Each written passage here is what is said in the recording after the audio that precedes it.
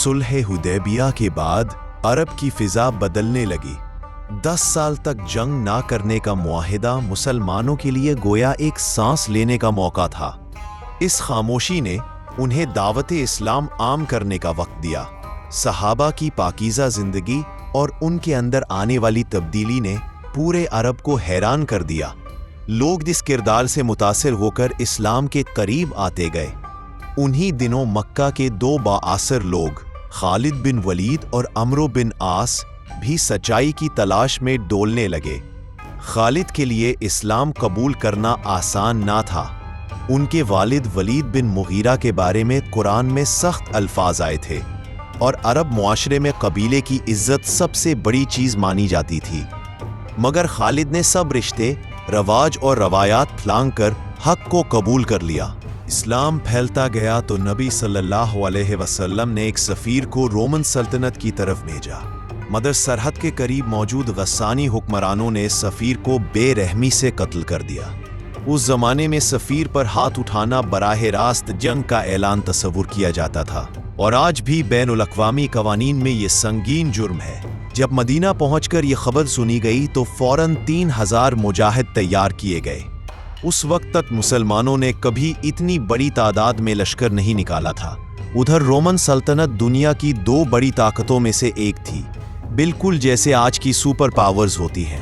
अरबों ने कभी रोमन से उलझने का सोचा भी न था, लेकिन अब रास्ता अल्लाह के भरोसे पर इख्तियार किया जा रहा था। उधर रोमन हुकाम ने जब सुना कि सिर्फ 3000 मुसलमान उनके खिलाफ आ रहे हैं तो वो हंसने लगे। उन्होंने तकब्बुर से कहा, इनमें से एक आदमी भी जिंदा वापस नहीं जाएगा। मुसलमानों ने मदीना से निकलने से पहले एक कायदाना तरतीब बना ली। अगर ज़ैद बिन हारिसा शहीद हों तो परचम जाफर बिन अबी तालिब संभालेंगे, और अगर वो भी शहीद हों तो अब्दुल्ला बिन रवाहा कायद होंगे। साथ ही सख्त हिदायत, किसी औरत, बूढ़े या बच्चे को नुकसान नहीं पहुंचाना और ना ही दरख्त काटना। जब ये काफिला आगे बढ़ा तो रास्ते में खबर मिली कि रोमन की तरफ से 2 लाख का लश्कर मुकाबले पर आ रहा है। 3000 का मुकाबला 2 लाख से, ये एक नाकाबिले यकीन फर्क था। मुसलमानों के सामने 2 पहाड़ थे। इन्हीं के दरमियान ठहर कर उन्होंने एक हिकमत अमली बनाई ताकि रोमन अपनी बड़ी फौज को पूरी तरह न फैला सके। लड़ाई छिड़ी तो ज़ैद रदियल्लाहु अन्हु ने परचम उठाया और जामे शहादत नोश किया। फिर जाफर रदियल्लाहु आगे बढ़े। एक हाथ कटा, फिर दूसरा, मगर परचम ना गिरा। आखिरकार वो भी शहीद हो गए। उनके जिस्म पर 50 जख्म पाए गए। अब्दुल्ला बिन रवाहा ने जिम्मा संभाला, वो भी जामे शहादत पी गए। उसके बाद मुसलमानों ने अंदर से एक आवाज सुनी, जल्दी अपना नया कायद चुनो वरना सफ़ें बिखर जाएंगी। मदीना में बैठे नबी सल्लल्लाहु अलैहि वसल्लम वही के जरिए ये सारा मंजर सहाबा को बता रहे थे। ज़ैद ने परचम लिया, शहीद हुए। जाफर ने लिया, वो भी शहीद हुए। फिर इब्ने रवाहा ने लिया, वो भी शहीद हुए। और अब परचम अल्लाह की एक तलवार ने थाम लिया है, और वो तलवार खालिद बिन वलीद थे।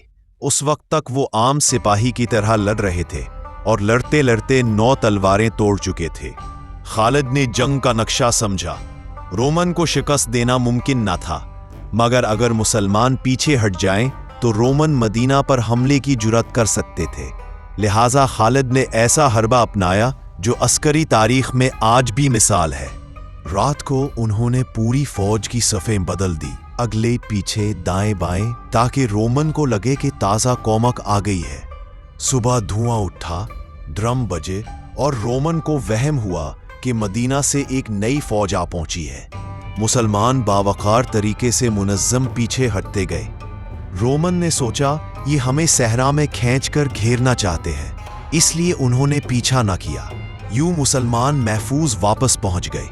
मदीना में कुछ लोगों ने सख्त बातें की, लेकिन नबी सल्लल्लाहु अलैहि वसल्लम ने फरमाया, ये भागने वाले नहीं, ये लौटने वाले हैं और जल्द हम फिर रोम का रुख करेंगे। पूरे अरब ने हैरत से देखा कि 3000 लोग दुनिया की सबसे बड़ी ताकत के मुकाबिल खड़े होकर वापस आ गए। ये छोटी सी रियासत मदीना अब अरब के दिलों में अपने कदम जमा चुकी थी और इसके बाद बहुत से कबाइल इस्लाम के करीब आने लगे।